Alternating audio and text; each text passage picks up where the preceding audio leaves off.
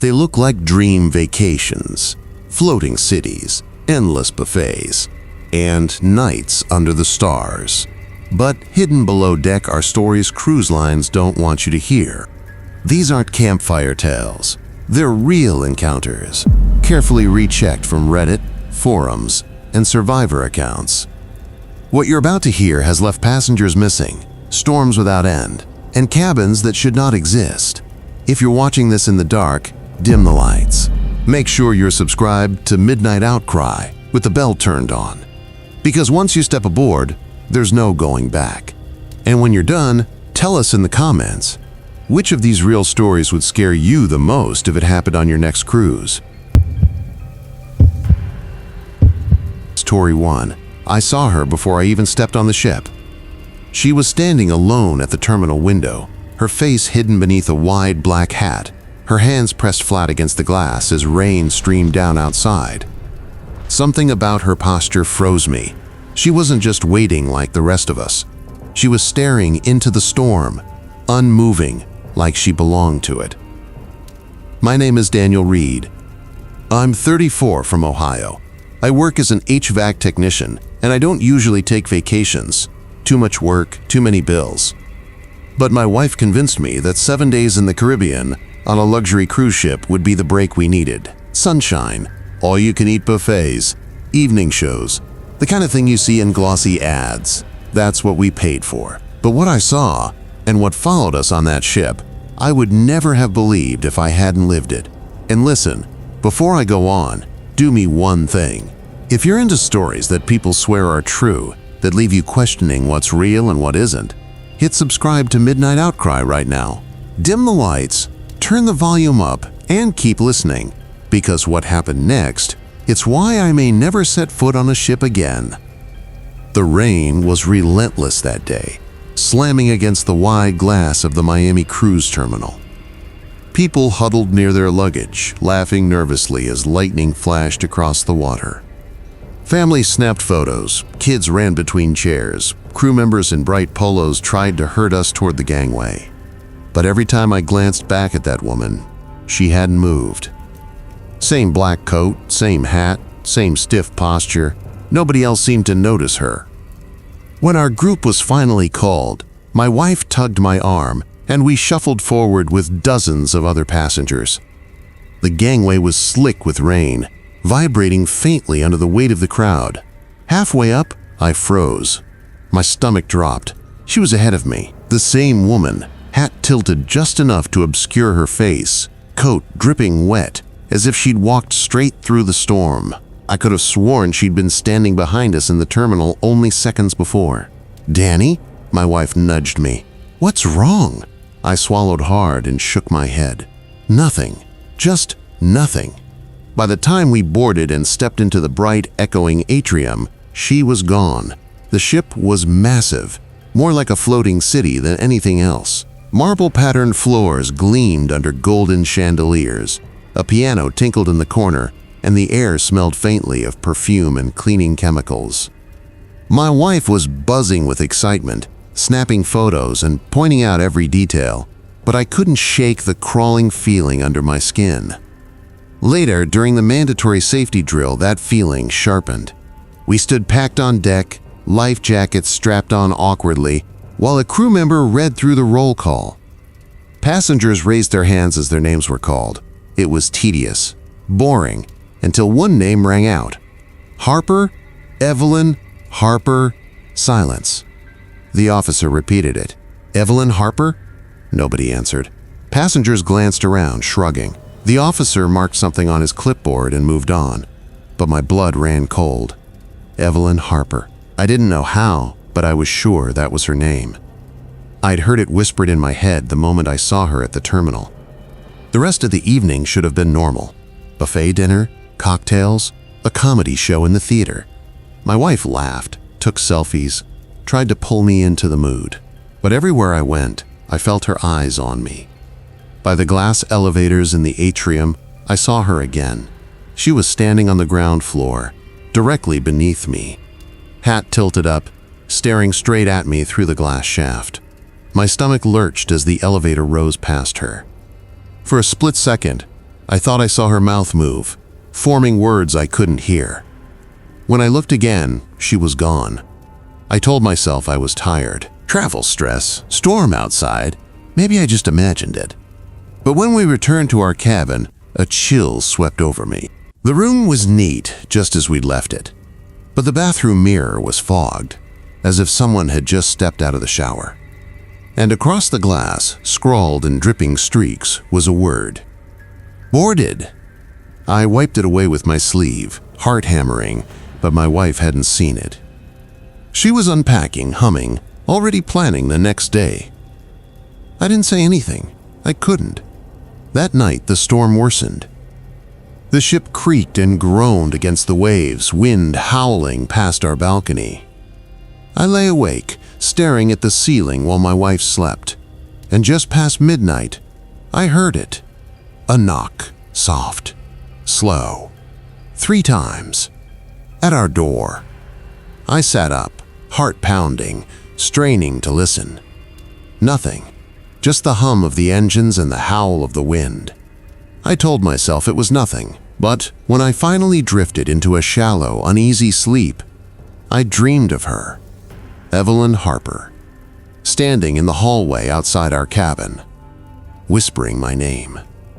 And when I jolted awake, gasping, the clock read 3:33 a.m. The room was freezing, and on the carpet by the door, faint but unmistakable, were wet footprints. If you think that's where it ends, you're wrong. That was only the first night.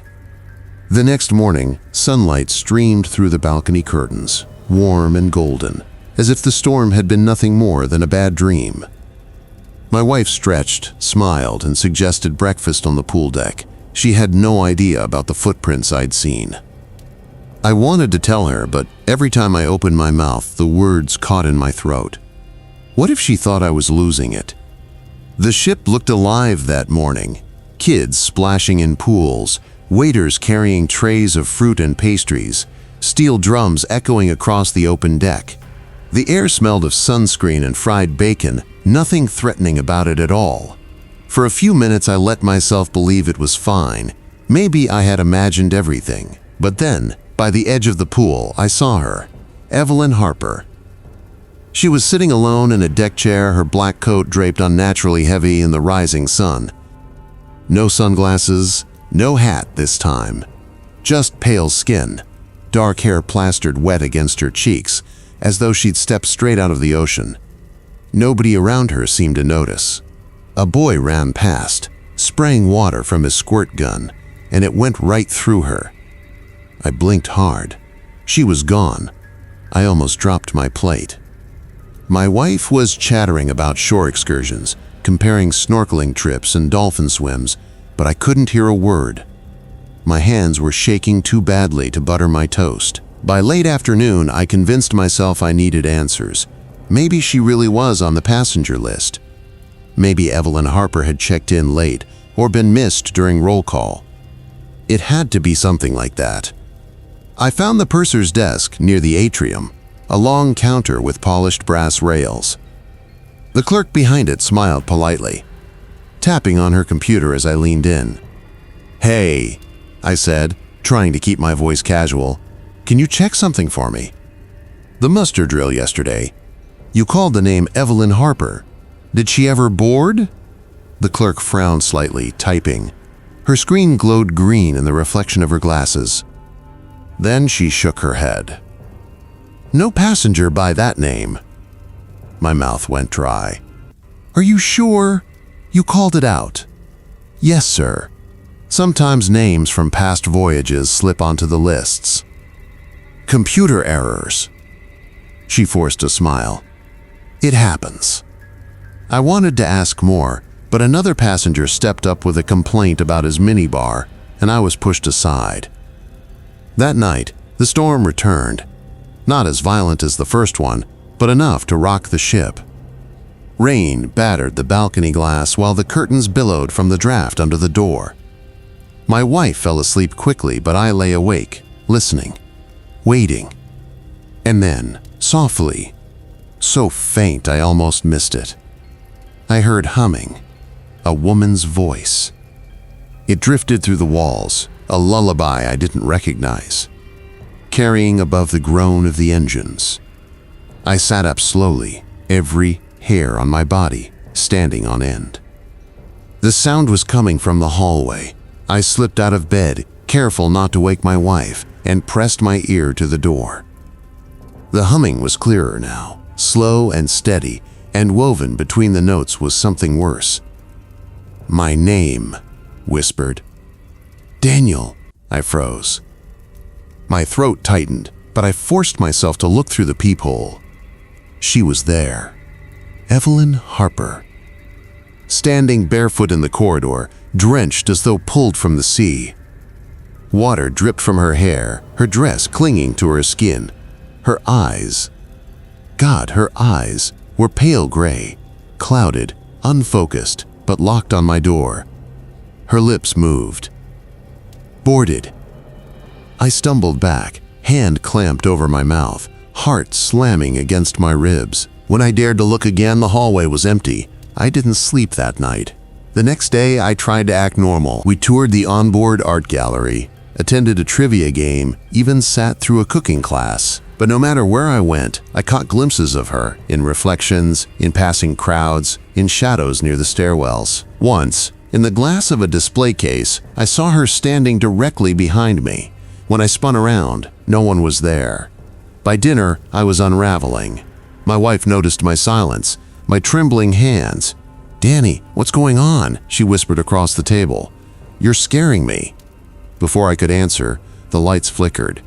Just once, but enough to draw a gasp from the surrounding diners. A second later, the lights steadied. The staff smiled nervously, reassuring guests it was nothing. But in that brief darkness, I had seen her, sitting at our table, directly across from me. She hadn't been there before the flicker, and she wasn't there after. But in those 2 seconds, I saw her pale hands folded neatly, water dripping onto the linen tablecloth, her dead eyes fixed on me. I dropped my fork. My wife gasped. I couldn't breathe. This wasn't imagination anymore, and I knew if I didn't find out who Evelyn Harper really was, something terrible was going to happen before this voyage ended. That night, I thought it couldn't get worse. But then, at 3:33 a.m., I woke to the sound of our cabin door unlocking. The handle turned, and the door swung slowly open. The door creaked open, just enough for the sliver of hallway light to stretch across the carpet. My body froze, every muscle stiff as stone. My wife stirred beside me but didn't wake. I wanted to believe it was housekeeping, security, anyone but her. I slid quietly out of bed, my bare feet cold against the carpet, and crept toward the door. My breath felt too loud, like the sound alone might draw her closer. And then I saw it. Wet footprints. Fresh, glistening, smeared across the threshold. They trailed into the room, then stopped halfway, as if the person who made them had simply vanished into thin air.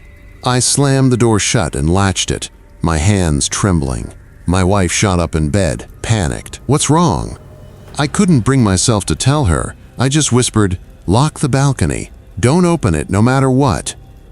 For the rest of the night, I sat in the chair by the door, watching the room while she tried to sleep. The storm outside battered the ship, thunder rolling like cannon fire across the sea. Each time lightning flashed, I half expected to see Evelyn standing in the room, dripping and pale, waiting.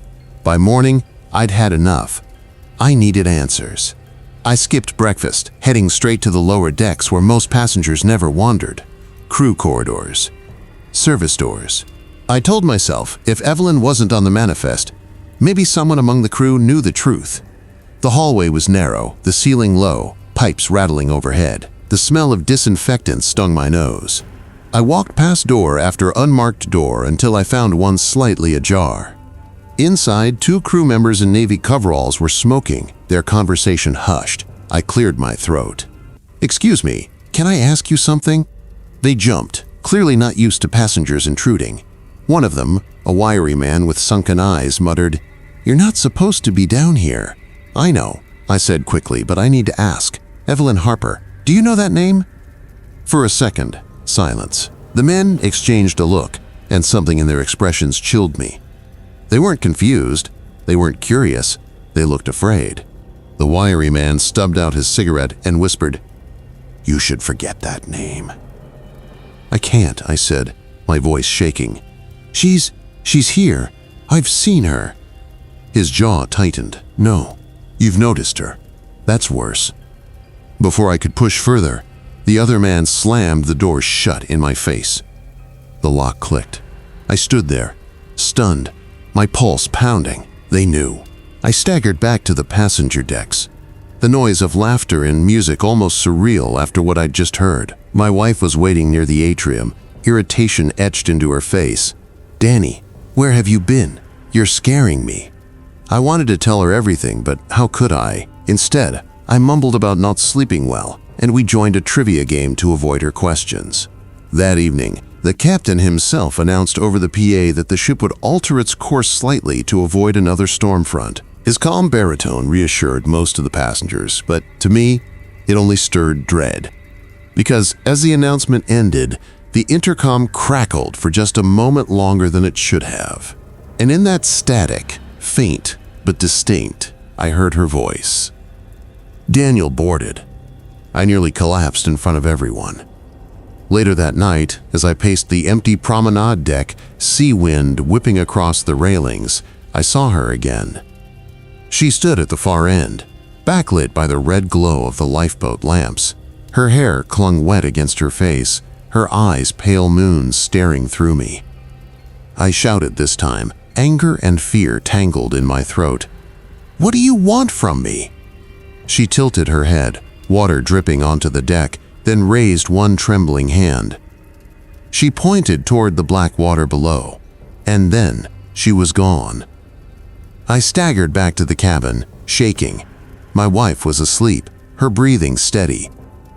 I collapsed on the couch, head spinning, and that's when I noticed something I hadn't before. On the cabin desk, folded neatly, was a piece of paper. Not hotel stationery. Not mine. It was yellowed, water-stained, the ink blurred, but the words were clear. Passenger list, voyage 1964. And there, scrawled in faded type, Evelyn Harper, cabin 739, status, lost at sea. The paper slipped from my hands. My stomach dropped. I looked around the cabin. 739. That was our room number. I sat frozen, the brittle passenger list trembling in my hands. My mind raced, trying to anchor itself to something rational, anything that would explain why a decades-old roster had been left on our desk. But the one word burned brighter than the rest: lost at sea. That night I couldn't close my eyes. Every sound became a threat. The low groan of the ship's hull, the distant clatter of dishes, the faint hiss of wind through the balcony door. My wife shifted in her sleep, murmuring something I couldn't make out. For a second, I thought she whispered Evelyn's name. By morning, exhaustion weighed on me like chains. I went to brush my teeth and nearly dropped dead when I saw the mirror. There was a smear across the glass, fogged like breath. Except the bathroom had been cold all night. Words scrawled in the condensation. She doesn't belong here. I stumbled back, hard in my throat. My wife came in, yawning, and froze when she saw my face. "Danny, what?" She followed my gaze to the mirror. And that was when my blood ran cold. She didn't see it. "See what?" she asked, tilting her head. The mirror was spotless. I wanted to scream. I wanted to shake her awake, to make her understand. Instead, I just muttered something about not feeling well and rushed out of the room. I found myself in the library, flipping through the dusty logbooks on maritime history. I didn't even know what I was looking for. Maybe proof, maybe absolution. My hands trembled as I turned the yellowed pages, until one photo made me stop breathing. A group of passengers from 1964, posing by the grand staircase. Faces blurry but recognizable enough. My stomach twisted because I saw her. Evelyn Harper, and worse, she wasn't looking at the camera. She was staring directly at me. I shoved the book closed, the slam echoing through the silent library, A nearby passenger looked up, startled, and I quickly walked out, pulse hammering. That night, the storm returned.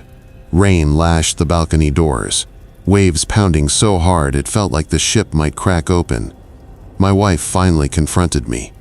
"You've been distant this whole trip," she said, her eyes sharp in the flickering cabin light. "What's going on?" I couldn't hold it in anymore. I told her everything. The woman, the crew's warning, the footprints, the photo, the list. She listened quietly, her hand gripping the sheets tighter and tighter. When I finished, she whispered, "Danny, something happened last night. The air left my lungs." "What do you mean?" "I woke up and you weren't here. The balcony door was open. And there was a woman, dripping wet, standing right by me. She touched my face and whispered something. Her voice broke. She said, 'You'll float too.'" I grabbed her shoulders. "Why didn't you wake me?" "I thought it was a dream," she cried. The lights flickered. The storm outside wailed like a living thing.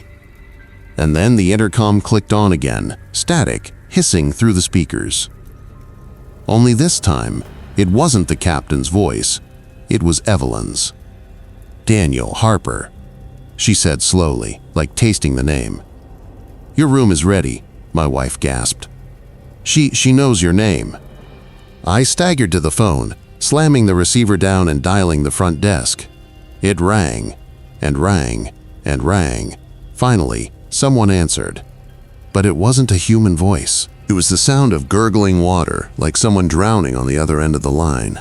I dropped the phone, heart hammering so hard I thought it would burst.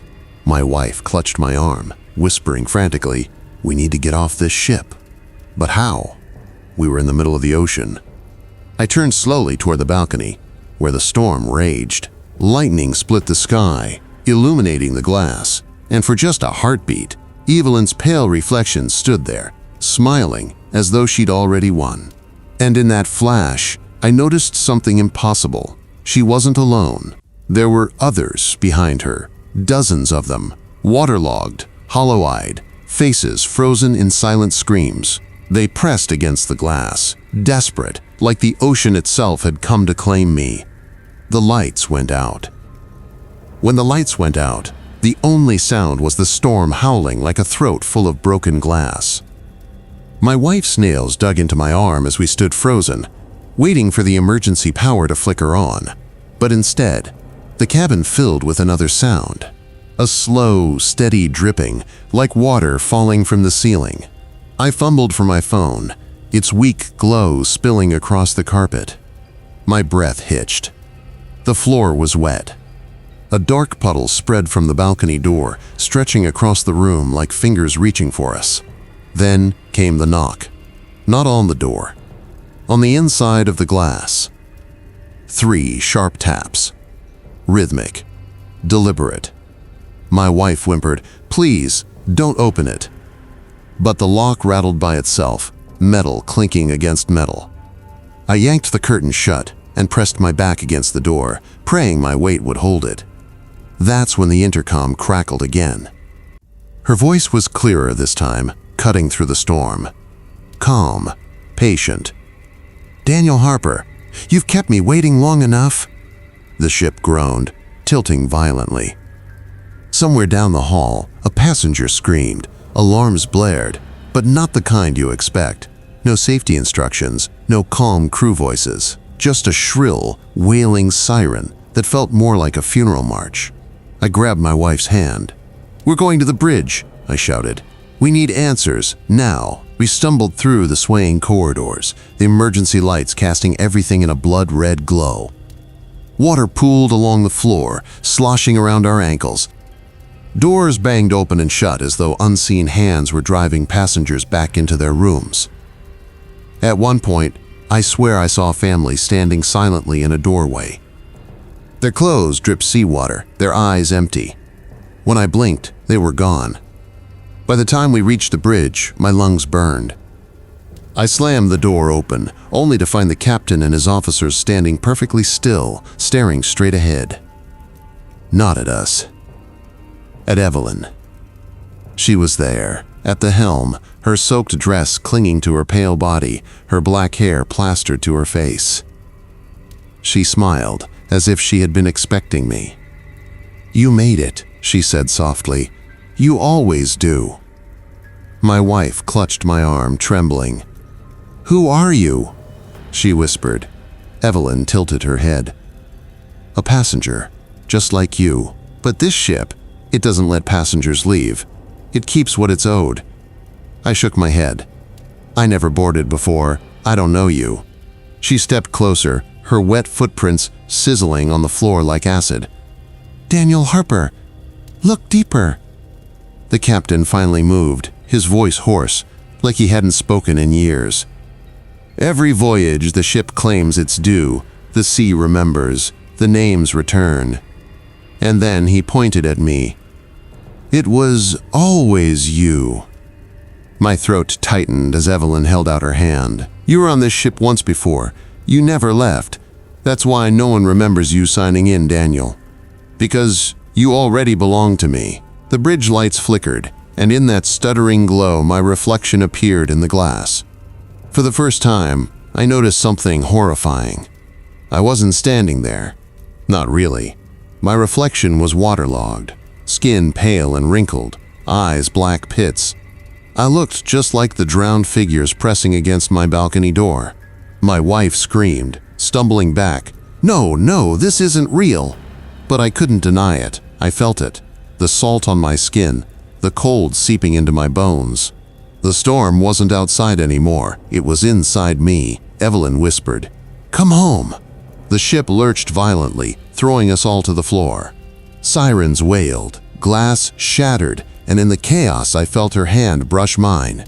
Ice cold, yet final. I don't remember falling, only sinking into black water that tasted like rust and grief.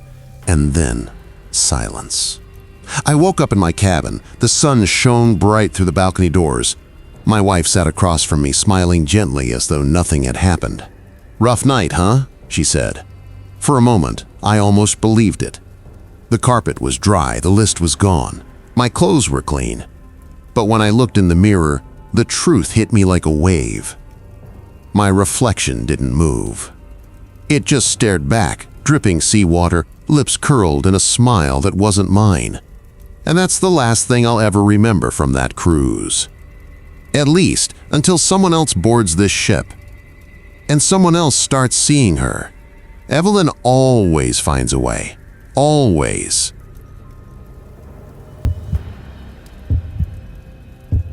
Story 2. I swear to you, I never should have taken that elevator. That's where it all started. The moment those doors slid shut and the panel lit up with a button I had never seen before. Deck 13. A deck that, according to the ship's map, didn't even exist. My name's Michelle. I'm a 32-year-old ICU nurse from Ohio, and I booked this cruise as a solo trip after the hardest year of my life. 12-hour shifts, losing patience, watching families break down. My soul was running on fumes. I thought the ocean would give me some peace. Instead, it gave me something I can't erase from my mind. Before I tell you what happened down there, let me just say, if you're listening right now, don't forget to subscribe to Midnight Outcry. Hit that bell icon too, because these aren't just stories. They're real encounters that people like me have lived through, and if you don't believe me now, you will by the end. The cruise started normally enough. Boarding was smooth. The ship's atrium looked like a floating palace with its glass elevators and glittering chandeliers. I checked into my cabin, deck 8, ocean view, nothing fancy but clean. For the first 2 days, I lived the cliché, buffet breakfasts, reading by the pool, a cocktail or two at sunset. But even then, I started noticing little things. Like how some of the crew avoided questions about the lower decks. Or how, during muster drill, the safety officer skipped a line in the instructions, almost as if by mistake, but his face went pale as soon as he realized. And then, on the third night, the elevator changed everything. I was heading back from the lounge after a late dinner. The corridor was quiet, just the low hum of the engines beneath my feet. When the elevator doors slid open, I pressed 8. The numbers glowed, but then, like an old TV flickering, another button lit up. 13. I froze. There was no deck 13. The ship's brochures clearly showed it jumped from 12 to 14. Superstition, like hotels that skip a 13th floor. But the button pulsed faintly, like it was waiting for me to touch it. And here's the thing, I don't even remember pressing it. The elevator jolted hard enough to knock me against the wall, then descended. Far longer than it should have. My stomach twisted. The panel flickered, the lights dimmed, and when the doors finally slid open, I saw a hallway I will never forget. The carpet was waterlogged, squelching beneath my shoes. The walls were peeling, streaked with salt. Every door along the corridor hung half open, like the cabins had been abandoned in a rush. And the smell, God, the smell was thick with mildew and something metallic, almost like blood. I should have turned back. But instead, I stepped out. The elevator closed behind me with a heavy thud, like a vault sealing shut. I spun around and jabbed the door open button, but the panel was dark now, completely unresponsive. No numbers, no glow, just a dead screen. I was stranded. The hallway stretched out in both directions, impossibly long. The ship wasn't even supposed to have this much space. The air was colder, damp, every breath heavy in my lungs. I could hear faint dripping somewhere down the corridor, like water falling into a pool I couldn't see. The weirdest thing? Everything looked old, not just neglected, decades old. The carpeting was the kind of faded burgundy pattern you'd see in cruise ads from the 70s. The wall sconces flickered with bulbs that hummed faintly, throwing shadows across the peeling wallpaper. I walked forward, slow, cautious. The first cabin door I passed had a brass plate, C112. My cabin upstairs was 8132. The numbering system didn't make sense. The door was ajar. Against every instinct, I pushed it open. Inside was a cabin, but ruined. The bedspread was soaked through, pillows black with mold. A suitcase sat open on the floor, clothes spilling out. But they weren't just damp. They were rotting, the fabric eaten away. And sitting on the vanity was a purse, the kind of boxy leather handbag you'd expect your grandmother to carry. I stepped closer and saw the ID card half sticking out of it. A cruise ID Royal Maritime Lines. The picture showed a woman in her late 50s, smiling brightly. The date printed at the bottom, July 1974. My heart hammered in my chest. This ship hadn't even existed back then. Something shifted behind me. A faint shuffle, like a foot dragging across wet carpet. I turned fast, scanning the hallway, but it was empty. Just those endless half-open doors stretching in both directions. "Hello?" My voice cracked in the silence. "Is anyone here?" No answer. Just that steady drip, drip, drip. I backed out of the room and kept walking, my shoes making damp, sucking sounds against the carpet. That's when I saw the first sign of life. At the far end of the hall, a door slammed shut. Not creaked, not drifted shut on its own. It slammed, hard enough that the wall vibrated. I froze, every nerve screaming at me to run the other way. But some terrible part of me needed to know who, or what, was here. I inched closer, my hand trailing the wall for balance.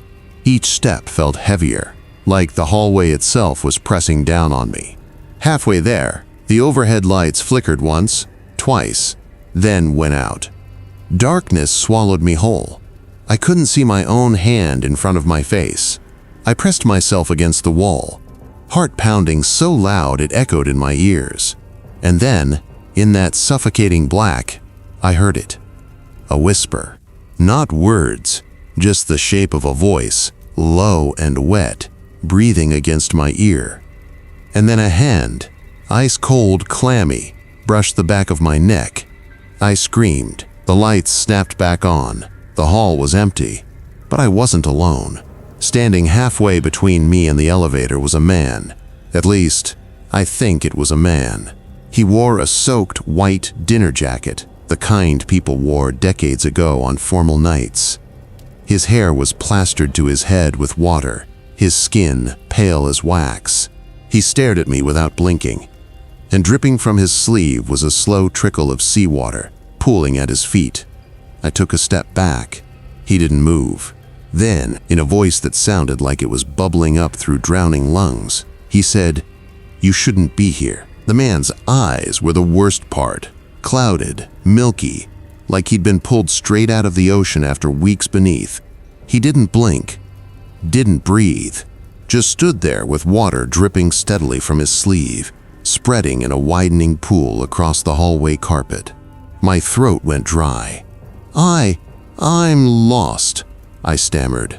"I was trying to get back to my cabin." His lips twitched, not into a smile, into something more like a grimace. "There are no cabins here anymore." His voice bubbled, gurgled, as though every word rose through salt water. "This deck has been closed since the fire." "The fire?" My mind scrambled. I'd researched the Celestia Voyager before booking this trip. No mention of a fire, not in any brochure or article. But before I could say anything, the man tilted his head, water streaming down his collar. "They don't tell you, they never do. But we're still here, all of us." He stepped closer. His shoes left wet, dark footprints on the faded carpet. And then, behind him, doors began to open, one by one, soft creaks echoing down the hall. Cabin 114, 116, 118. Each door swung inward, and in each, a figure stepped out. Men in old tuxedos, women in evening gowns, children in clothes decades out of fashion. Their faces were pale, bloated, their movements slow and jerky, as though their joints had forgotten how to bend. Every single one of them was dripping. I stumbled back, panic clawing at my chest. "No, no, no, no." The man in the dinner jacket raised one hand, not menacingly, but almost pleading. "Don't leave us. Stay. You'll understand soon. You'll see." And then, they all moved at once. The drowned passengers surged forward, a slow tide of outstretched arms and whispering mouths. Their footsteps made no sound, only the steady slosh of water spreading across the carpet. The lights overhead flickered, dimmed, buzzed out entirely. Darkness swallowed the hall again. I bolted. Blind, I ran, arms outstretched, smashing into the walls, scraping my palms on peeling wallpaper. Behind me, whispers swelled into a chorus, hundreds of voices whispering all at once. Names, pleas, lullabies, screams. And then, faint, ahead of me, a red glow, an exit sign. I sprinted toward it, lungs burning, heart slamming like a drum. My shoulder collided with the door beneath the sign. It burst open. Suddenly, I was in the stairwell again. Bright, modern, clean, stainless steel walls, emergency lighting humming above me. The door slammed shut behind me with such force it rattled the metal railing. I whirled around, gasping. The placard on the door read, "Deck 6, crew access only." Deck 6. I had only gone down 2 floors. But what I had just seen, it wasn't any Deck 6 that should exist. My hands trembled as I pulled out my phone. No signal. Of course. That's when I noticed something I'd missed before. The inside of the stairwell door was wet. A smear of salt water streaked across the steel handle, still dripping to the floor. And on the wall beside it, written faintly in a trail of rust-colored water, was a single word, "Stay." I leaned against the cold metal railing, gasping for air. My heart was still sprinting inside my chest, each beat louder than the last. The stairwell should have felt safe, bright, ordinary, a reminder of the modern ship I had actually boarded. But all I could see in my head were those faces, swollen, pale, water streaming endlessly from them. I whispered to myself, maybe to steady the panic, "It's not real. Just stress. Just." But the word on the wall behind me said otherwise. "Stay. Water doesn't write messages. Hallways don't fill with people who shouldn't exist." My knees nearly gave out at the thought, but something inside me, the same stupid curiosity that had dragged me down there in the first place, kept pushing. If those passengers were real, what had happened to them? I forced myself down the stairwell, gripping the railing as though it might anchor me. My plan was simple: get back to my cabin, lock the door, and wait out the night. But on the landing of Deck 5, I froze. The sound reached me first, faint, muffled, singing. Children's voices. It was a lullaby. Sweet, gentle, but threaded with an off-key note that made my skin crawl. The air turned damp, clammy. I smelled the sea, stronger than I ever had from the deck above. My fingers trembled as I pushed the door open a crack. The hallway beyond wasn't the Deck 5 I remembered. The wallpaper sagged with moisture, light bulbs buzzing in dull yellow bursts. And halfway down the hall, a little girl in a frilled white dress was sitting cross-legged on the floor. Her back was to me. Her hair was wet, clinging to her shoulders. She hummed softly, rocking side to side. I didn't move, didn't breathe. Then, as if she could hear the silence I was holding, her head turned. Slowly. Too slowly. Her face was bloated, pale as porcelain left under water too long. Her eyes were nothing but cloudy marbles. And when she smiled, seawater dripped from between her teeth. "Play with us," she whispered. The lullaby swelled, and suddenly, behind her, more children crawled out of the open cabin doors. Tiny hands reaching, faces distorted by water, dozens of them. My body finally remembered what it was supposed to do: run. I slammed the stairwell door shut so hard it echoed down the metal shaft. The singing stopped instantly. I staggered backward, nearly tripping over the steps. The dripping sound followed me again, steady, inescapable. I needed answers, because whatever this was, it wasn't just a nightmare. On Deck 4, I burst into the corridor and headed straight for the crew's information desk. By some miracle, an officer was there, a young man in uniform, flipping through paperwork. He looked up at me with confusion as I slammed my palms onto the counter. "What is happening on this ship?" My voice cracked. "The hallways, the people, they're—" I cut myself off. The look in his eyes wasn't confusion anymore. It was recognition. He sighed, closed the folder in front of him, and then said something I will never forget. "You weren't supposed to see them." The officer's words punched the air right out of me. "You weren't supposed to see them." My throat went dry. "What do you mean?" I managed to whisper, my voice trembling. "What the hell are those people?" He leaned back in his chair, eyes darting around the empty corridor like he was making sure no one else was listening. His jaw clenched, and for a moment I thought he was going to deny everything, brush me off like I was just another paranoid passenger. But then he leaned forward, lowering his voice so soft I had to strain to hear. "They're the ones we couldn't save?" The words sank into me like ice water. "What do you mean you couldn't save them?" He shook his head, almost regretful, almost afraid. "This ship isn't new. It looks new, yes, renovated, polished, but its bones, they're old, too old. There was another vessel before this one, same company, same routes. It went down 40 years ago in the Atlantic. Hundreds of people died, passengers, crew, children." His voice cracked on that last word. I could feel the blood draining from my face. "And you're saying they're still here? They never left," he said. His voice was a mix of pity and warning. "When this ship was built, they reused the steel, the foundation, parts of the old wreck. Maybe they thought they were honoring it. Maybe it was greed. But whatever lives were lost that night, their presence clung to the metal. And now, every time the ship sails, they come back with it." My legs trembled, but I forced myself to stand straighter, anger bubbling up through the fear. Then why keep it running? Why keep bringing people on board? His eyes hardened. "Because this ship makes millions.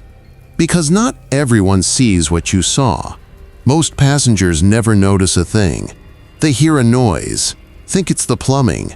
They see a shadow, blame their tired eyes. Only a few." His gaze flicked to me, sharp and unsettling. "Only a few see the truth, and those who do rarely leave." The air felt like it was collapsing around me. "What do you mean, rarely leave?" He didn't answer. Instead, he reached under the counter and slid something toward me. A small, leather-bound notebook. Its cover was stained, edges frayed, as though it had been through fire or water. I hesitated before picking it up. The moment my fingers brushed the leather, a chill ran through me. Inside were handwritten notes, dates, sketches of symbols carved into the ship's framework, names of passengers, deaths, disappearances. The officer's voice was a whisper now. If you want to survive this voyage, don't be curious. Don't go below deck 6 again. Don't follow the singing. And whatever you do, he leaned even closer, don't answer when they call your name. My chest tightened. My name. He didn't know that earlier, down in the drowned hallway, I had already heard it whispered from the dark. Michelle. I shoved the notebook into my bag, heart hammering. Why are you helping me? I asked, voice unsteady. He looked away, shame clouding his features. Because once, someone tried to help me, and I didn't listen. Long silence hung between us, broken only by the faint creak of the ship's frame. Then he straightened, putting his mask of professionalism back on, as though the conversation had never happened. Enjoy your evening, miss, he said, louder now. Dinner will be served in 30 minutes. And just like that, I wasn't talking to a terrified young officer anymore. I was talking to a crewman doing his job, pretending nothing was wrong. I stumbled away from the desk, clutching the notebook so tightly my knuckles ached. My mind spun with his words. Don't go below deck 6. Don't follow the singing. Don't answer when they call your name. But deep down, I already knew I wouldn't be able to resist, because the drowned weren't finished with me, and I wasn't finished with them. That night I couldn't sleep. Every creak of the hull, every shift of the tide sounded like footsteps just outside my cabin. The notebook lay on the desk under the dim lamp, its edges glistening faintly, as if still wet, though I knew it wasn't. I tried to force myself to close my eyes, but the whispers wouldn't let me. Michelle. The voice slid through the air, soft, melodic, almost kind. It didn't come from the hallway. It came from inside the cabin. My chest tightened as I sat upright, scanning the room. Empty, still, the air smelled of salt water, heavy and damp, like I was standing on the ocean floor instead of inside a cruise ship. I clutched the notebook to my chest, almost without realizing it. The leather was freezing cold, as if it had been sitting in ice. Something compelled me to open it again, even though every instinct screamed not to. The pages weren't just filled with scribbles anymore. Fresh words had appeared, ink still glistening like it had just been written. Come below, we're waiting. I dropped the book, backing away until I hit the cabin door. My breath came in ragged bursts. I thought of the officer's warning. Don't go below deck 6. Don't follow the singing. Don't answer when they call your name. And yet, like a moth to flame, I found myself twisting the door handle. The hallway was silent, except for the faint thrum of the engines. A thin trail of water stretched across the carpet, glistening in the dim emergency lights. It led toward the stairwell, toward the decks below. Don't, I whispered to myself, clutching the wall for strength. Don't do this. But my feet were already moving. By the time I reached deck 6, the air was thick and heavy, like walking into a submerged cave. My ears popped as though I were sinking underwater.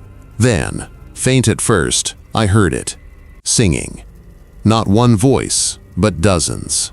Low, mournful, pulling me deeper. The trail of water ended at a door that shouldn't have been there. A maintenance door, warped with rust, dripping seawater. My trembling hand pressed against the handle, and cold surged up my arm like an electric shock. I pushed it open. Darkness swallowed me. The hallway beyond wasn't part of the ship I'd walked through before. This one tilted slightly downward, walls slick with algae. My shoes splashed in shallow water as I stepped inside. The singing grew louder, rising and falling like waves. Then I saw them. Figures moving in the water ahead, dozens of them, pale and swollen, their eyes dark and empty. Their clothes were torn, old-fashioned from another time. They weren't walking. They were drifting, half floating, as though the hallway itself were an extension of the sea. One of them turned. A woman with stringy hair plastered across her face, Her lips moved around my name. "Michelle!" I stumbled back, heart slamming against my ribs. "Stay away from me!" But they didn't rush.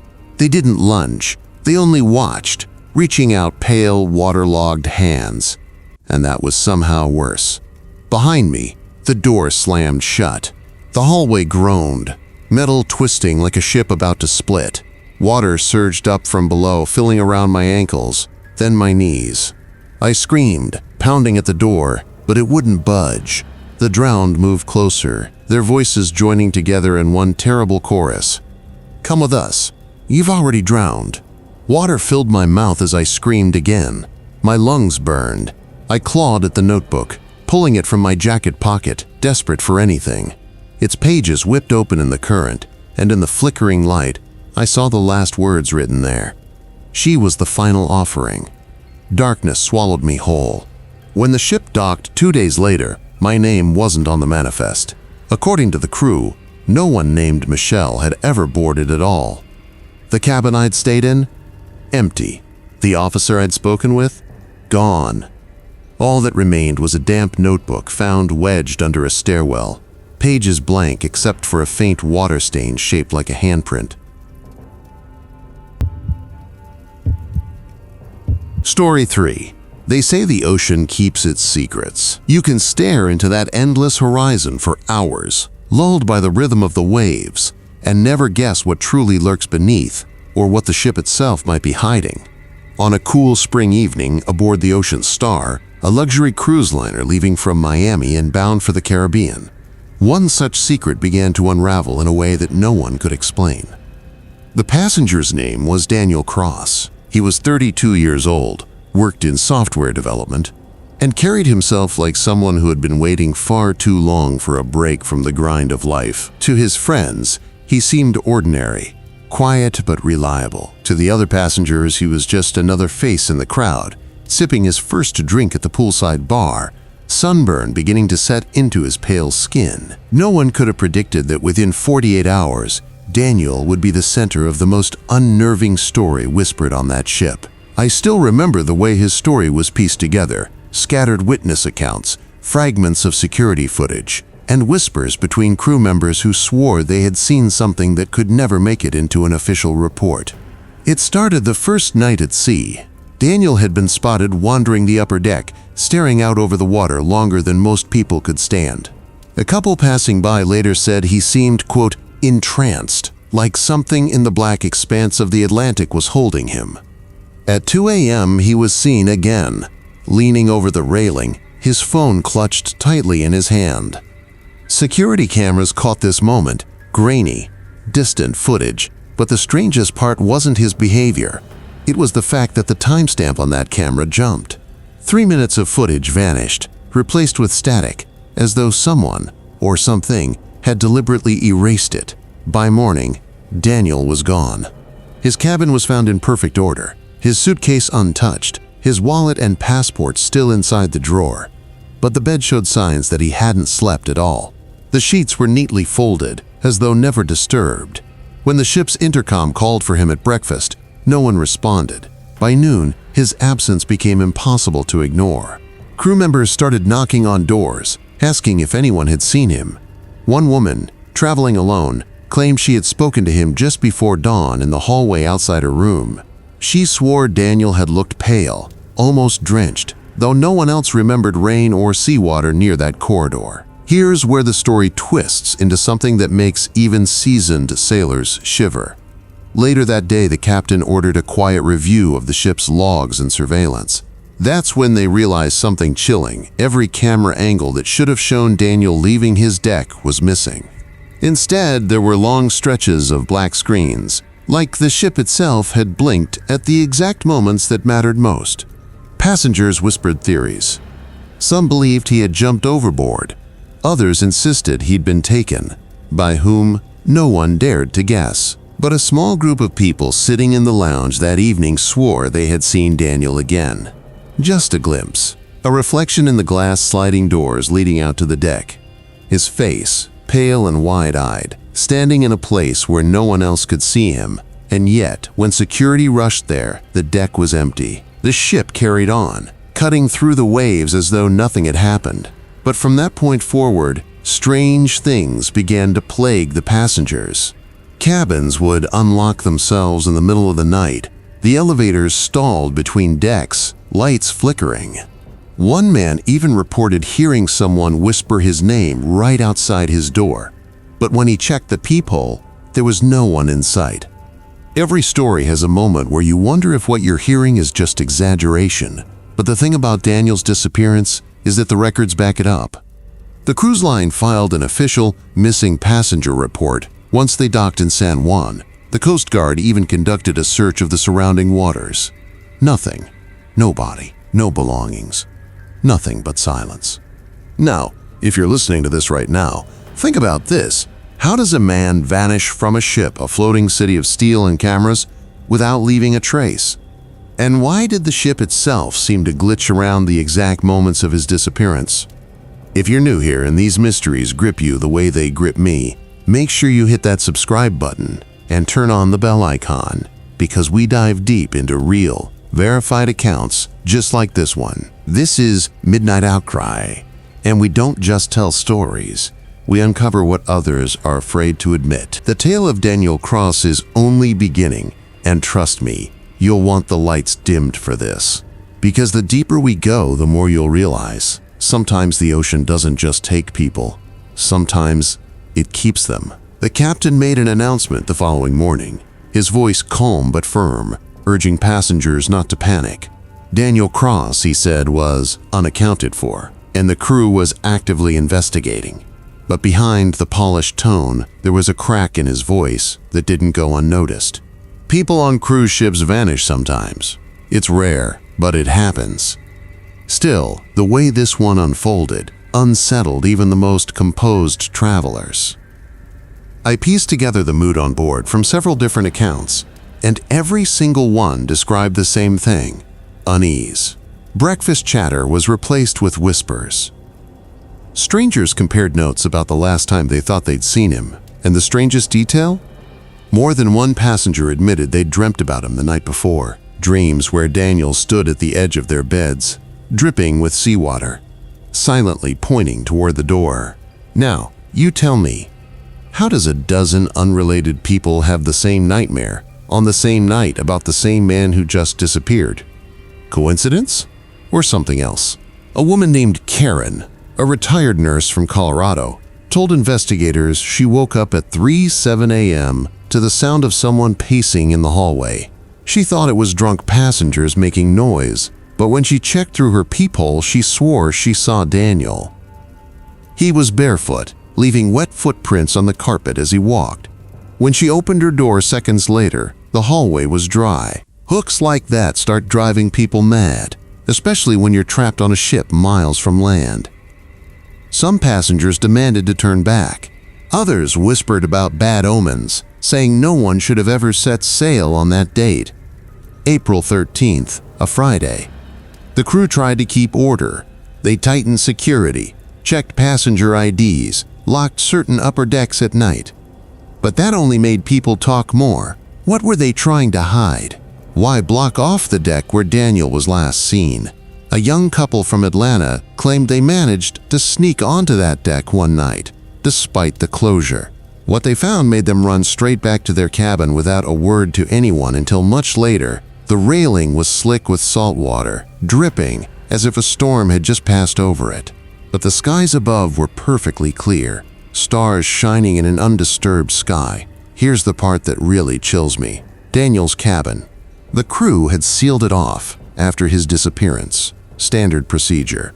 But on the third night, the steward assigned to that section swore he heard the sound of the shower running inside. When security entered, the bathroom was dry, yet the mirror was fogged over. And on the glass, traced with a finger, was a single word: below. That word became an obsession. Passengers speculated endlessly. Below deck? Below the water? Below the ship? Or something deeper? Below our understanding entirely? Things spiraled from eerie to terrifying on the fourth day. In the main atrium during a live jazz performance, someone screamed. Not the playful kind of scream when someone trips or laughs too hard. No, this was primal, A woman near the back swore she saw Daniel sitting in the crowd. Not a look-alike. Him. Same clothes he wore the night he vanished. Same blank expression. But when she pointed, the seat was empty. What makes this impossible to brush off is that other passengers swore they saw him too.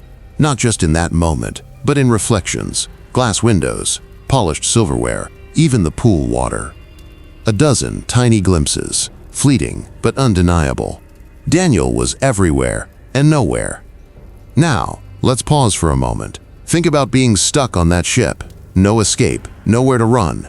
Knowing that if you spoke up, people would think you were imagining things, but secretly realizing everyone else was seeing the same. It's enough to make your skin crawl. The captain made another announcement that evening, this time sharper, sterner. There are no ghosts aboard this ship. The investigation is ongoing. Please remain calm.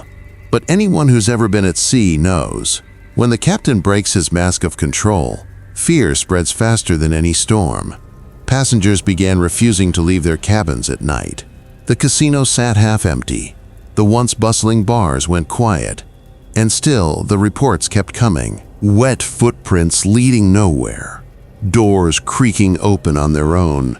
An unseen hand brushing against your shoulder in an empty corridor. By the time the Ocean Star docked in San Juan, the story of Daniel Cross had consumed the ship. Families rushed off, some swearing never to cruise again. The official report listed him as missing, presumed lost at sea. But those who were there knew better, because when they disembarked, several passengers swore that in the reflection of the terminal's glass windows, Daniel was still there, watching them leave. Now let me ask you this. Do you believe the ocean claimed him, or that the ship itself refused to let him go? And more importantly, if you ever took a cruise, would you dare check who's standing behind you in the reflection? Dim the lights. Subscribe to Midnight Outcry. And before you close this story, drop your answer in the comments, because maybe, just maybe, the ship isn't finished with Daniel yet. When the Ocean Star reached San Juan, a third of the passengers disembarked permanently, abandoning the rest of their cruise. Refunds didn't matter. Vacation plans didn't matter. They just wanted off that ship. Yet those who stayed behind, either too stubborn or too curious, would soon realize leaving wasn't the same as escaping, because the haunting followed them. It began small. The bartender in the ship's piano lounge, a man named Richard, swore that when he polished glasses that evening, one of them fogged up in his hand, and in the mist appeared 3 letters, D.C. His hands trembled so badly he dropped the glass, shattering it across the bar. Passengers who left the ship sent frantic emails to friends back home, saying they felt like someone was still in their cabin, breathing against the back of their neck. Some even reported hearing footsteps in their hotel rooms, dripping wet, pacing at odd hours. Think about that for a second. People hundreds of miles away, on dry land, still felt his presence. But let's rewind, because what happened on board during those next 2 nights is even harder to explain. One steward, Miguel, finally admitted to his supervisor that Daniel's cabin wasn't just strange, it was changing. The bed sheets he tucked in tight at night were always damp in the morning, soaked with salt water. The carpet, though replaced after his disappearance, reeked of seaweed. Miguel refused to clean it alone anymore. He begged for another assignment, but the crew wouldn't swap him out. Too many people had already quit mid-cruise. Passengers began whispering about the pull. A sensation like someone tugging them toward certain areas of the ship, the sealed deck, the empty hallways, the locked cabin 314 where Daniel had stayed. And the ones who gave into it, who let themselves follow that invisible hand, came back pale, shaking, whispering about voices that didn't belong to anyone alive. Here's a hook that really got me. A group of teenagers on the ship dared each other to walk past cabin 314 after midnight. One filmed it on their phone. The footage still circulates online in small forums. At first, it's just a dark hallway. Then, clear as day, you hear it, a knock. 3 slow raps from inside the cabin. The kids screamed, bolting, but the phone kept rolling. When they reviewed it later, right after the third knock, a voice whispered on the recording. 2 words. Not yet. The captain doubled security after that incident, but no one trusted his reassurances anymore. One night, during the formal dinner gala, the ship lost power for 11 full minutes. Total blackout. And in that darkness, dozens of passengers swore they felt someone brush past them, cold and wet. Some even said they heard Daniel's voice, low and distant, saying their names. When the lights flickered back on, a woman at table 7 was gone. Just gone. Her handbag still on the chair. Her wine glass still half full. Security swept the ship from top to bottom. They even stopped the engines, circled in open water, ran emergency drills. But she was never found. The official statement? She must have fallen overboard during the blackout. But passengers knew better. One described it perfectly in her diary, later leaked. It felt like the ocean reached inside the ship and plucked her away. By now, panic wasn't a whisper, it was a roar. The entertainment acts were canceled. Pools were closed. People refused to sleep alone. Crew members began refusing to work the late-night shifts near the sealed deck. And still, every night, at exactly 3:07 a.m., passengers reported hearing footsteps, wet and steady, pacing outside their cabin doors. The climax came on the 7th night. A massive storm rolled in, waves slamming against the hull with brutal force. Lightning cracked across the sky. The captain's voice came over the intercom, steady but breaking. All passengers remain in your cabins. Do not open your doors under any circumstance. And yet, people heard the knocking. 3 knocks, slow, deliberate. Some ignored it. Some broke down crying. But at least one man opened his door. His wife swore she saw him pulled into the hallway by something she couldn't describe. Something tall, wet, and grinning. He was never seen again. When the Ocean Star finally limped back into Miami, fewer passengers walked off than had boarded, and those who did were forever changed. Some refused to speak about what happened.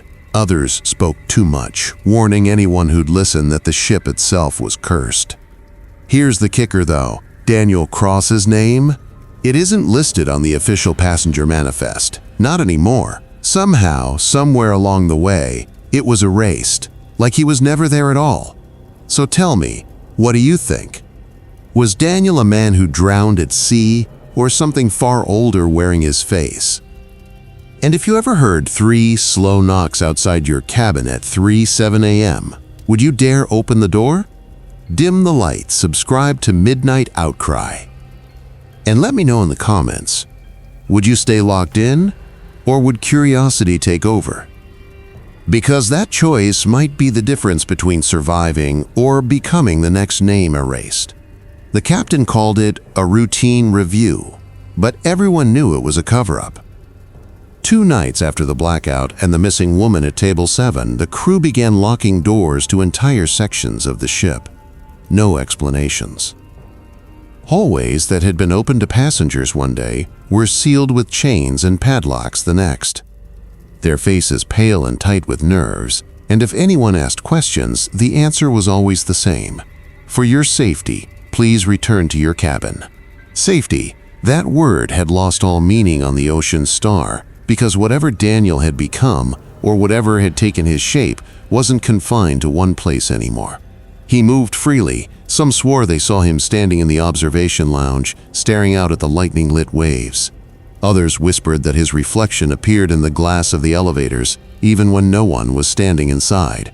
A woman named Carol, a retired teacher traveling with her sister, wrote in her journal that she woke to find Daniel sitting on the edge of her bed, dripping seawater onto the carpet. He leaned close, whispering, "You should have stayed ashore," Carol screamed. But when her sister flicked on the lamp, the bedspread was soaked and empty. And then came the logbook. One of the junior officers, half mad with fear, confided to a group of passengers during breakfast. He claimed the captain kept a private log, one never meant for passengers, or even most of the crew, and in that log, there were entries about the chosen. A word that appeared again and again, stretching back voyages long before Daniel Cross. Passengers gone missing. Storms that weren't supposed to be in that part of the sea. And always, in the margins, 3 simple marks, 3 vertical lines, drawn like tally marks. The officer didn't last the day. By nightfall, he was gone too. His uniform was found on the deck, folded neatly. No trace of him otherwise. By now, the passengers had stopped treating the cruise like a vacation. No one went to the pool. No one played shuffleboard. No one even touched the endless buffets. They huddled in their cabins, curtains drawn, jumping at every creak of the hull. And that was when the ship's PA system malfunctioned, or maybe it was hijacked. Because at exactly 3:07 a.m., instead of the usual static, Daniel's voice came over the speakers. Wet, gurgling, but clear enough for everyone to hear. One more, one more. Screams echoed through the decks as passengers clutched each other. Some pounded on the crew-only doors, begging to be let into safer areas. Others broke down sobbing, whispering prayers. And all the while, the storm outside raged louder, as if the ocean itself was answering Daniel's call. Then came the final offering. On the last night, when the ship was only 2 days from Miami, the entire vessel shuddered with a sound like tearing metal. Lights flickered, alarms blared, and water gushed up from the lower decks. People ran screaming as the corridors flooded ankle-deep, then knee-deep. Crew members shouted orders that no one followed. Amid the chaos, a handful of passengers swore they saw Daniel in the water itself, arms rising out of the tide that had breached the ship, face half submerged but grinning, eyes glowing faintly in the emergency lights. One by one, people were dragged under. Not all of them drowned. Some vanished completely, pulled into the ship's walls, gone like smoke. Others left behind puddles that reeked of salt and decay. And then, just as suddenly, the storm broke. The waters receded, the alarms cut off. Passengers who remained staggered onto the main deck, shaking, gasping, waiting for rescue. But no distress call had ever been sent. No Coast Guard ship was in sight. The captain, silent for days, finally appeared. His uniform was soaked, his eyes looked hollow. He said one thing, just one. The balance is restored. The Ocean Star docked in Miami with 73 fewer passengers than it had set sail with. No official explanation was ever given. News outlets ran with the story for a week until it was buried under other headlines. Families demanded answers, lawsuits were filed, and the cruise line paid out settlements in exchange for silence. But silence doesn't erase memory, because the survivors remember. They remember the knocking, the drowned voice on the speakers, the tally marks in the captain's private log. And they all agree on one chilling detail. After every missing person, another tally mark appeared on the ship's walls. Some say you can still see them scratched faintly into the metal, beneath layers of paint. So here's the question that lingers, the one that gnaws at me whenever I retell this story. If Daniel Cross was never officially on board, if his name was erased from every manifest and record, then who kept calling him by name in the dark? Dim the lights, subscribe to Midnight Outcry, and tell me, what do you think those tally marks mean? Were they counting the lost, or were they keeping score for something else? Story 4. Cruise ships always advertise escape. Sun-soaked decks, endless food, neon-lit nights at sea. But sometimes, you don't escape anything. Sometimes, the thing you were running from is waiting for you on board. When Olivia booked her ticket on the Starlight Voyager, she thought she was leaving her old life behind. A recent divorce, a dead-end job, a gnawing loneliness. This cruise was her clean slate. 7 days at sea, surrounded by strangers, with nothing but salt air and fresh starts. She didn't pick her cabin. The cheaper packages never let you. The computer assigns one at random, and for Olivia, that meant cabin 9 on the lowest passenger deck. At first, it was fine.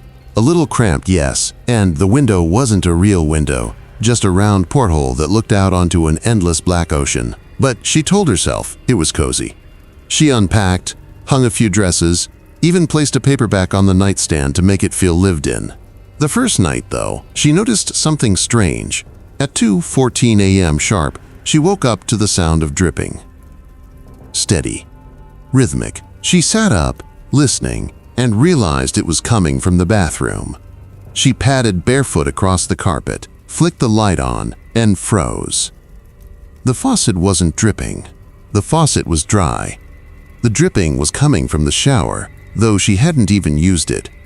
A thin stream of water trailed down the curtain, staining the floor mat dark. She reached out, pulled the curtain back. The shower was empty, but the mat, it was wet with footprints, bare feet, much larger than her own. She didn't sleep after that. The next morning, she told herself it was nothing. Pipes leaked. Maybe the last guest hadn't dried the mat properly. Logical explanations. She forced herself to shrug it off. She went to breakfast, wandered the pool deck, let the sea breeze wash her nerves away. But that night, the dripping came back. Same time, same sound. And when she looked this time, the footprints led out of the bathroom toward the bed. That was only the beginning, because cabin 9 had a history, and Olivia was about to learn that some cabins don't stay empty, even when they're unbooked. The next day, Olivia tried not to think about the footprints.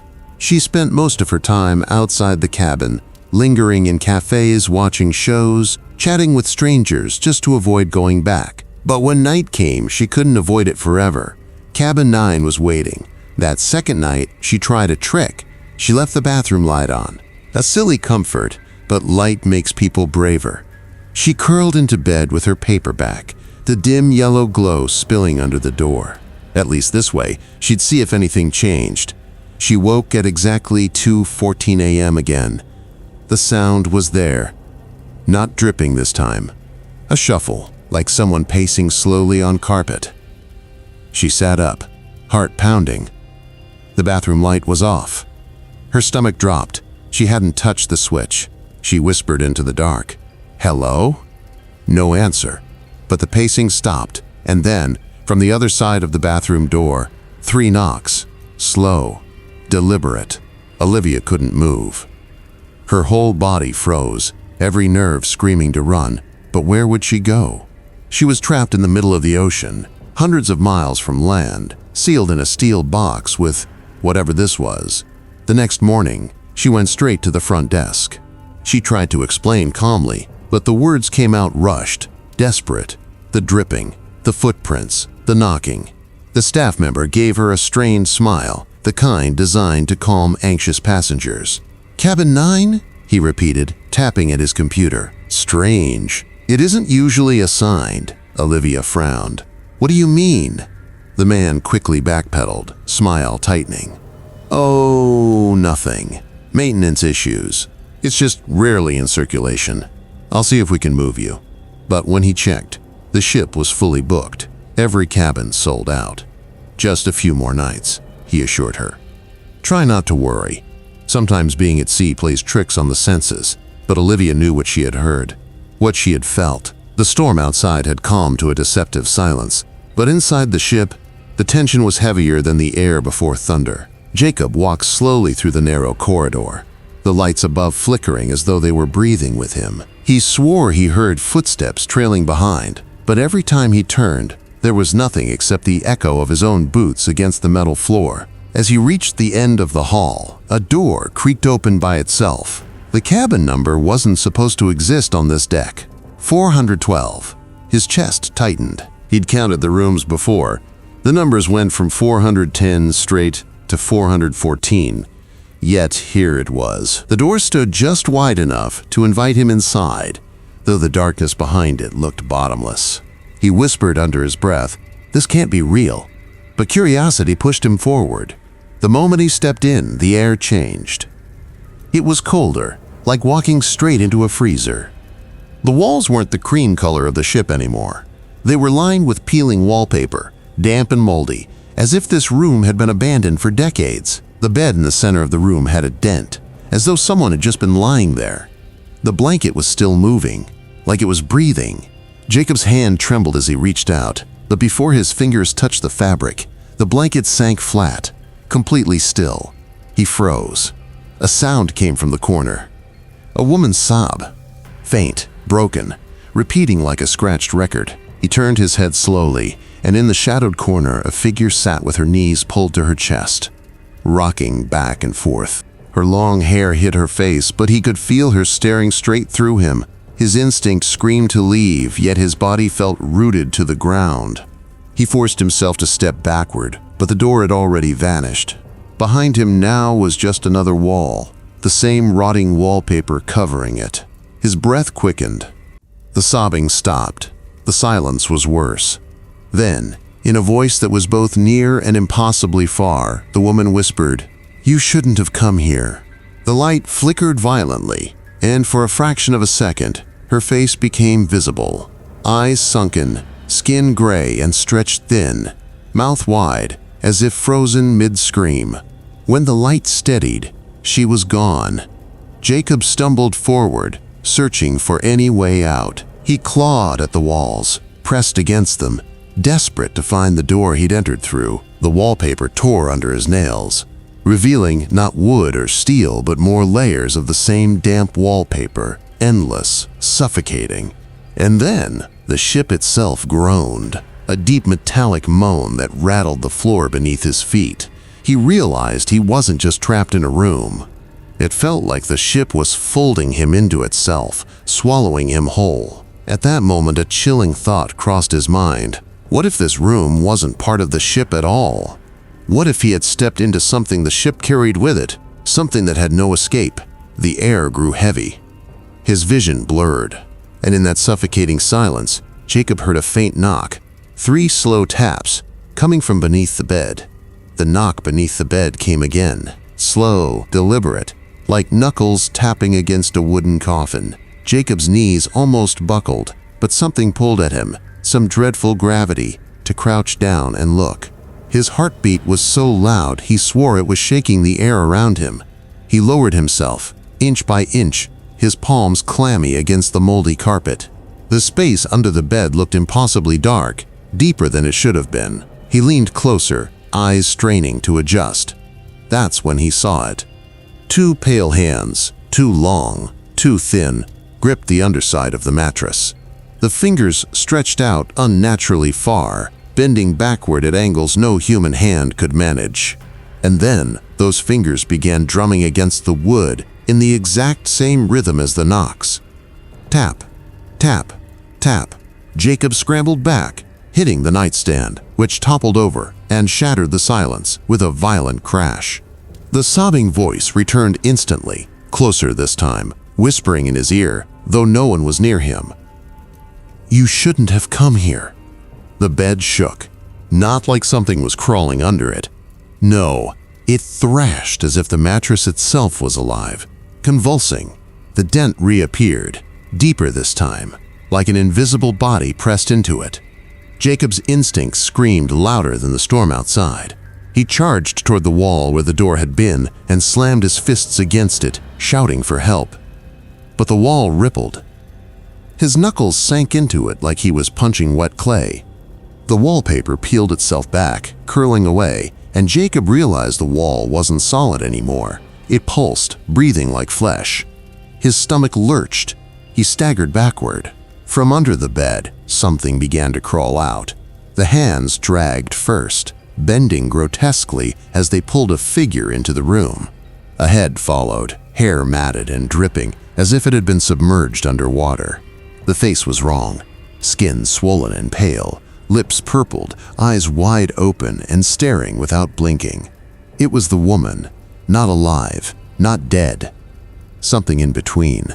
Jacob pressed against the opposite corner, his throat dry, unable to even scream. The figure crawled fully free, her limbs bending the wrong way, her movements jerky, like a puppet on broken strings. She tilted her head and fixed those lifeless eyes on him. The floor beneath Jacob trembled, vibrating like a living thing. He looked down and saw water seeping up through the cracks in the floorboards. Dark, briny water, smelling of rust and rot. Within seconds, the water level rose to his ankles. then his knees. It was filling the room, fast. The woman opened her mouth. Water gushed out, black and endless, flooding the space even faster. Her voice came through the torrent, distorted, like an echo through a drowning throat. "You belong here now." Jacob thrashed against the walls, tried climbing the bed, but it sank with him as the water kept rising. His chest heaved, lungs begging for air. The last thing he saw before the water swallowed his head was the woman's face inches from his, her mouth opening wider than humanly possible, swallowing the last light in the room. And then, silence. But when the ship's crew later searched the cabin, they found nothing. No number 412. No trace of Jacob at all. It was as if he had never boarded the ship, yet passengers who walked that corridor afterwards swore they sometimes heard 3 faint knocks right beneath their feet. Tap, tap, tap. For weeks after Jacob's disappearance, the ship's staff pretended nothing had happened. His name was erased from the manifest. His cabin key card didn't exist. If any passenger dared to ask about him, the answer was always the same, spoken with rehearsed calmness. There was no guest by that name. But whispers don't stay buried at sea. By the second voyage, rumors spread, quiet at first, then uncontrollable. People said a man had checked in, filmed himself exploring a room that wasn't there, and then vanished. A TikTok clip surfaced for a single night. Grainy, shaky footage of Jacob opening a door that seemed to peel into existence. The video cut out just as his camera fell into water. The clip was removed within hours, accounts deleted, but not before thousands saved it. Passengers now avoided the corridor, where cabin 412 shouldn't be. Some swore they saw a door appear and vanish, flickering like a mirage. One woman described trying to walk past late at night when her phone compass spun wildly and the air turned so cold her breath came out in clouds. Another claimed she heard knocking under her bed exactly 3 times before the sound moved closer to her pillow. By the third voyage, the ship's engineering crew blocked off that hallway entirely, citing maintenance. Still, a few thrill-seekers snuck in. One never came back. The others emerged pale and shaking, refusing to say what they'd seen, only begging to be flown home at the next port. And then, the captain himself, 15 years at sea, hardened and calm, was overheard telling a junior officer in hushed tones, "Every ship has its room. Don't open the door if it calls to you. The ship sails to this day, its brochure glossy and inviting, its deck filled with laughter and music.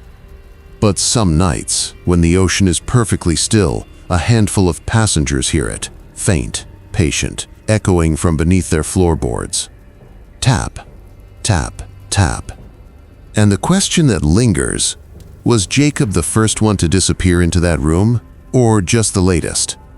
So if you ever find yourself booking a cruise, double-check your cabin number, because sometimes the room that doesn't exist is the one already waiting for you.